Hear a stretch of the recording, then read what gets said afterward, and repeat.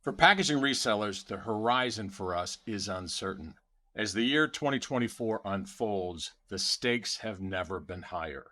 These are the three reasons why packaging resellers are going to lose in 2024 unless they take drastic action and change how they're doing business.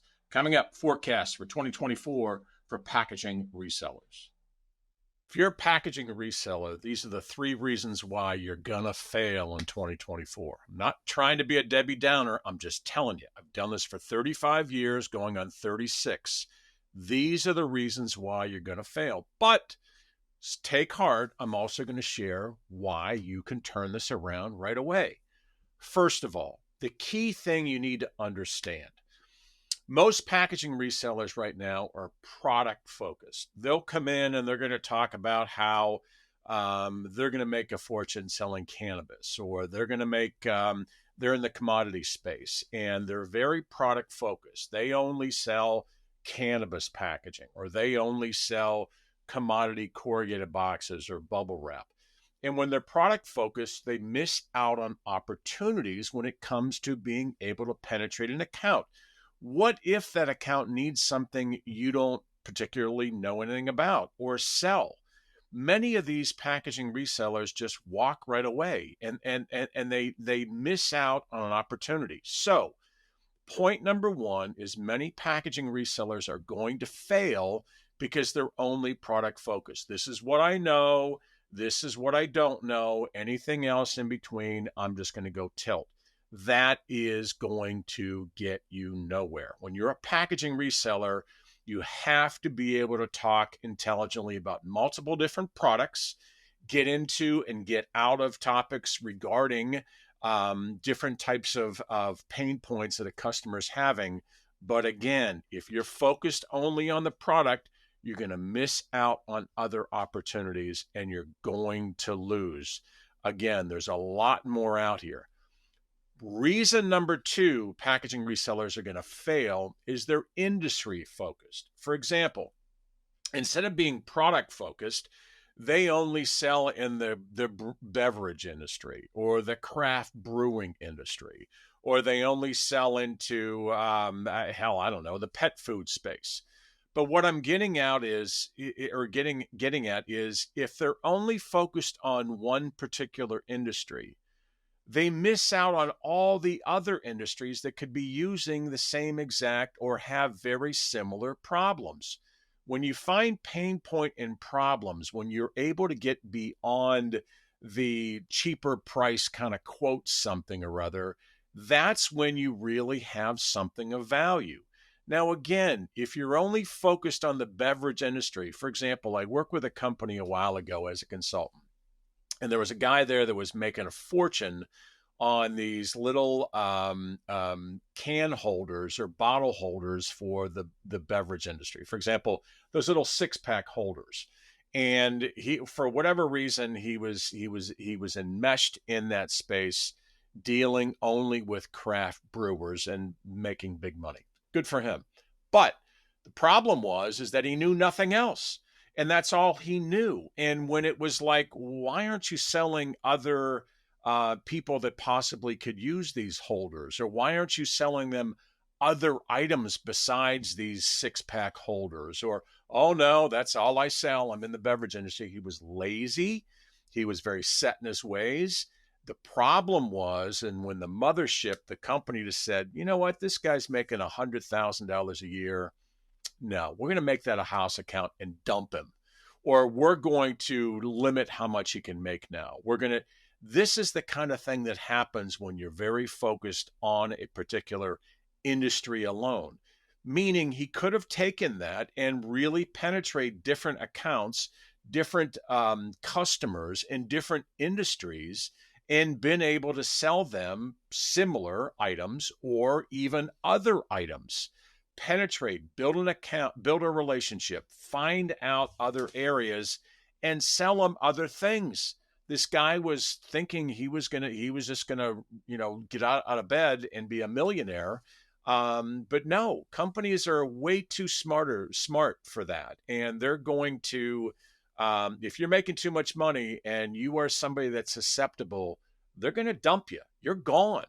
So when you're industry specific, now you miss out on other companies, other opportunities, and then you kind of, shoot yourself in the foot that way. And the third reason why companies or packaging resellers are going to fail in 2024 is they're focused only on a particular outcome. I can be cheaper, or we have better service, or we can deliver faster. It's those ancillary things that are, yes, very, very important. I get that.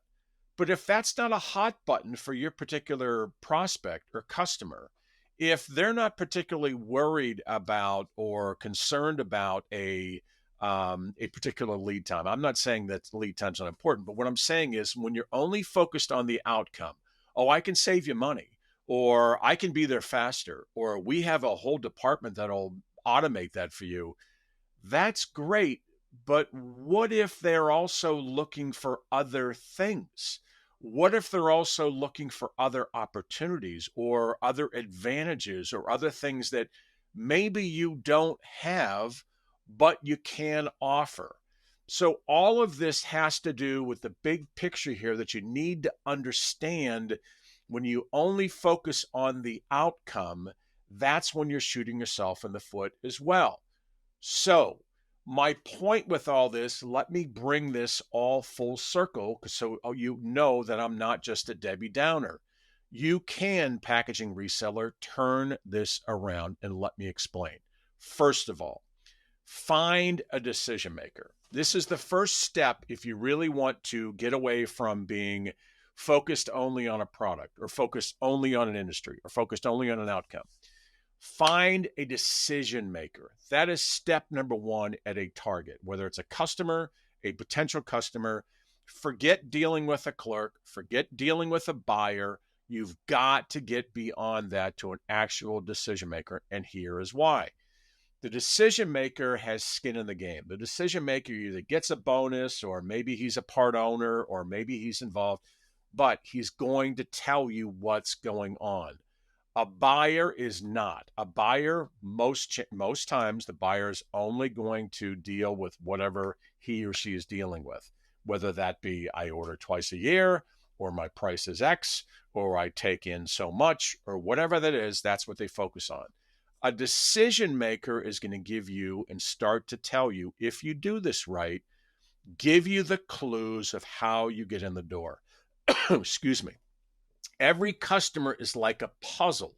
You got to find out which pieces fit for them. If you don't, you're asking yourself, or you're really limiting how much potential opportunity you have. Now, if you find a decision maker, the decision makers, if you do this right, will tell you the pain points they're having, what the problems are with the particular packaging they use. Again, it may be completely different and out of your wheelhouse. That doesn't mean walk away from a packaging reseller. That means embrace it. These are the things you're going to have to do differently than you've ever done if you want to flourish in 2024. Even though you've walked away in the past, or even though you don't know what they're really talking about, find a company that can actually help you and support you and teach you and guide you and show you how to kind of navigate that. And a lot of times it's common sense. Asking the right questions, or saying, I don't know, or getting beyond, well, can you get me a sample? And can you tell me who else I should talk to at this company that knows this product or packaging better than you do, Mr. Decision Maker? You see where I'm going here? You're building a relationship.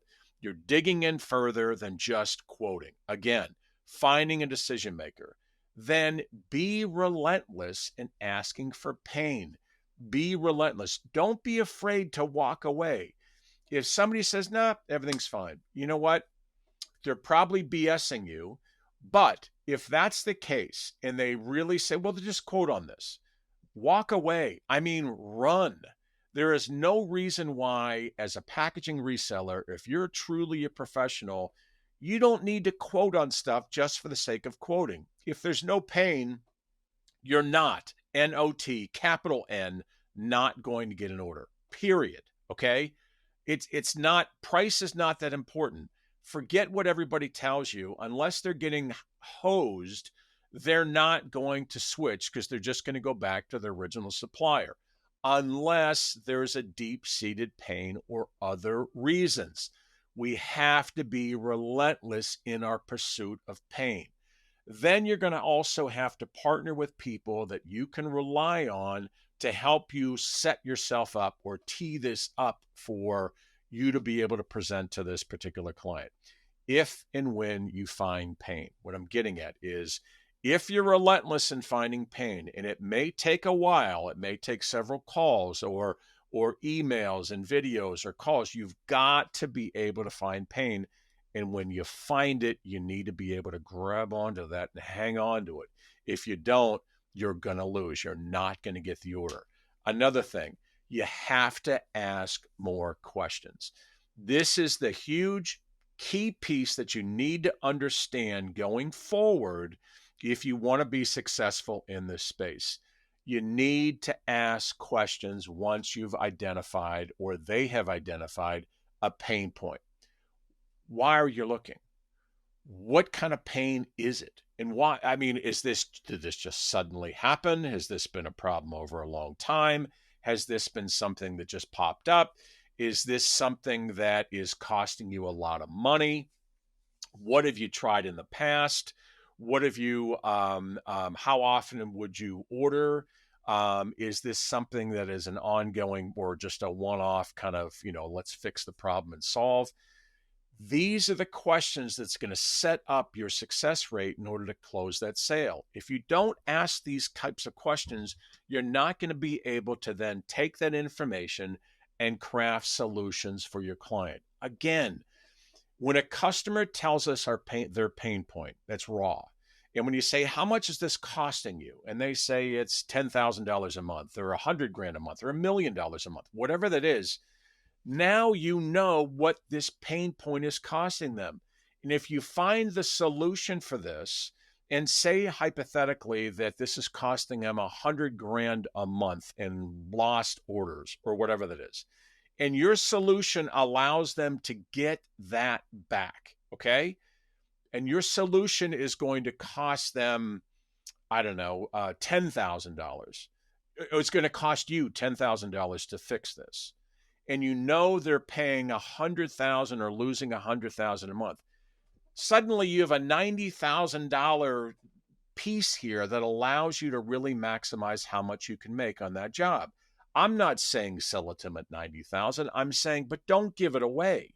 This is where packaging resellers miss out on being able to really make 30, 40, 50% over and over and over again. Solving problems with a solid solution that you have a great factory relationship and something they can't get from other people very easily. This is why specialized packaging is so important. This is why the relationship is so important. Again, what I told you in a recap are 3 reasons why packaging resellers are going to lose in 2024. And I've also given you the several reasons why they can really thrive if they follow the directions, if they follow the process. Be relentless in finding pain, focus on pain points however you can, and then hang on to that as much as you can and make sure you get across the finish line. I hope this is helpful. Thanks. I hope you enjoyed that episode. If you want to see more, here's another video that you can check out, and I hope you enjoy it. Thanks. I hope you enjoyed that episode. If you want to see more, here's another video that you can check out, and I hope you enjoy it. Thanks.